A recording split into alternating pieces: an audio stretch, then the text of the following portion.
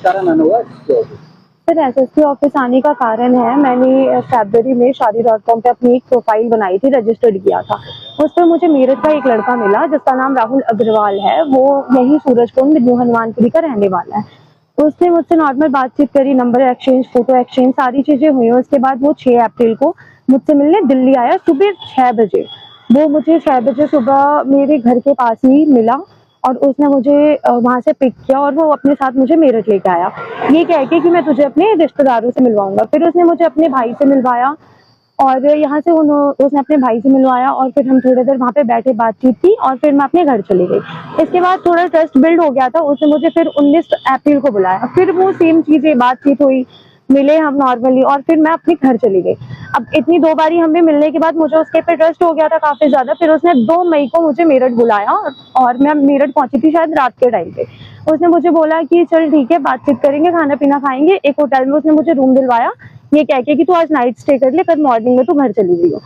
फिर जब मैं होटल में नाइट स्टे करने के लिए गई, उसने वहाँ पे खाना ऑर्डर करके मंगवाया और उसने खाने में पता नहीं ऐसा क्या डाला था कि मुझे बिल्कुल भी कुछ किसी चीज का होश ही नहीं था। और उसने मेरे साथ सेक्सुअल इंटरकोर्स किया और उसके बाद फिर उसने कुछ मेरी फोटोज और वीडियोस बना ली थी, क्लिक कर ली थी। जिसके बाद मुझे ये चीज़ें पता लगी, जब उसने नेक्स्ट डे मुझे पता लगी जब चीज़ें, तो मैंने उसे बोला कि ये क्या चीज़ है, ऐसा तुमने क्यों किया।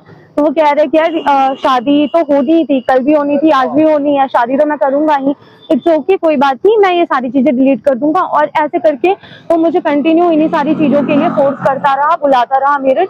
और लास्ट में 19 मई को भी आई थी, 19 मई को भी सेम चीजें हुई। क्या दिक्कत आ रही है? अब दिक्कत ये आ रही है कि जब मेरी प्रेगनेंसी रह गई, प्रेगनेंसी के बाद उसकी फैमिली वालों ने मुझे, उसकी फैमिली को पता लगी, फैमिली ने उसे बोला कि इसे मेडिसिन खिला दे, इसका गर्भपात करा दे, अबॉर्शन करा दे। तो उसको मैंने जब मना किया तो उसने मुझे अनकॉन्शियस माइंड में मेरे को बिना बताए उसने मेरे को मेडिसिन खिला दी।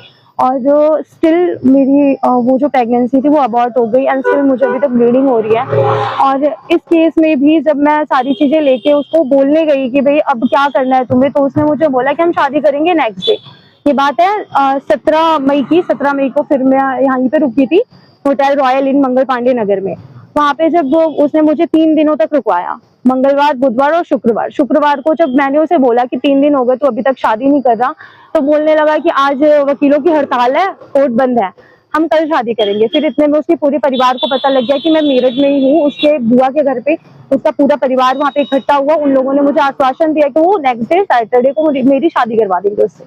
सैटरडे को उन्होंने कोई भी सुनवाई नहीं की, उन्होंने साफ साफ बोल दिया कि हम शादी नहीं करवाएंगे। उसकी सिस्टर है जूही गुप्ता, जूही गुप्ता, हाँ उसके सिस्टर, वो मुझे कहने लगी कि हमारा भाई 10 लड़कियों के साथ सोएगा तो क्या हम 10 लड़कियों से शादी करा देंगे। मेरा ये सवाल है कि 10 लड़कियों के साथ उसके भाई को सोने का हक दिया किसने है। और वो ऐसा कह रही है एक औरत होके, तो नॉर्मल सी बात है, वो भी यही सब करती है। सबसे बड़ी बात तो ये है। उसके बाद मैंने 112 पे फोन किया, 112 की पुलिस आई, वो मुझे कहने लगी कि कोई नहीं, शादी ऐसे नहीं होता, तुम अपने घर चली जाओ, हम इन्हें तुम्हारे घर भेजेंगे। सर मैं 3 दिनों से घर से अपनी आई हुई थी इस इंसान के भरोसे पे। मेरे घर में मेरे पेरेंट्स नहीं है, मेरी नानी है, मुझे घर से बाहर निकाल दिया गया। मैं किस मुंह से अपने घर जाती। मैंने इन्हें कहा कि आप लोग एक काम करो, मुझे लेके चलो मेरे घर पे, वहां पे बात करो। थाने में गई थी सैटरडे जब इन लोगों ने मुझे, मैं महिला थाने में भी गई थी यहीं पे। उसके बाद महिला थाने में मेरी कोई भी सुनवाई नहीं हो। उन्होंने कहा कि यहाँ शादीशुदा महिलाओं की समस्या सुनी जाती है, आप सिविल लाइन थाने में जाओ। सिविल लाइन थाने में क्या हुआ? सिविल लाइन थाने जब मैं गई तो उन्होंने मेरी फिर से वही याचिका पढ़ी जो भी मैंने उनको लिख के दिया था एप्लीकेशन। उन्होंने फिर मुझे बोला कि आप एक काम करो, मेडिकल थाने जाओ। अब जब मैं मेडिकल थाने जाने लगी, इन्होंने क्या किया, सिविल लाइन थाने वालों ने फोन करके बता दिया उन लोगों को, ये लड़की यहाँ पे ऐसे एप्लीकेशन लेके आई। कोई कार्रवाई नहीं हुई अभी तक। अधिकारियों से मिली हो, क्या आश्वासन मिला है?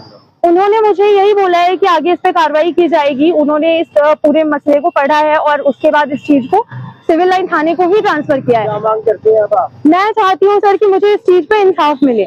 मुझे यहाँ पे ये प्रूव करने की कोशिश की जा रही है कि मैं इंडियन नहीं हूँ, मैं बांग्लादेशी हूँ। अगर मेरी स्टडीज बंगाल से हुई है एंड करंट टाइम में मैं दिल्ली में रह रही हूँ, तो मैं बांग्लादेशी हो गई।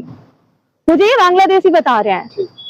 कौन बता रहा है? कौन कह रहा है इस बात को? इस बात को कह रहे हैं उसका भाई गौतम अग्रवाल, उसके सारे रिश्तेदार, उसके पापा, इवन इस सब चीजों में उत्तम सैनी जी का भी हाथ है। उत्तम सैनी जी मुझे सैटरडे को, उत्तम सैनी सर भाजपा के कार्यकर्ता है, वार्ड नंबर 44 के पार्षद हैं। सर मैं दिल्ली रहती हूँ। हाँ रहने वाली प्रॉपर आप? सर प्रॉपर तो वैसे हम बिलोंग करते हैं पीछे पटना से, और मेरे नाना नानी का बिजनेस जो था वो कोलकाता में था, जिसकी वजह से मेरी अपब्रिंगिंग कोलकाता में हुई। उसके बाद हम दिल्ली शिफ्ट हो गए मेरे नाना के एक्सपायर्ड तबियत खराब होने की वजह से। कितने वर्षों से रह रहे हो? दिल्ली में सर मेरा जन्म हुआ है। ठीक है, सही है।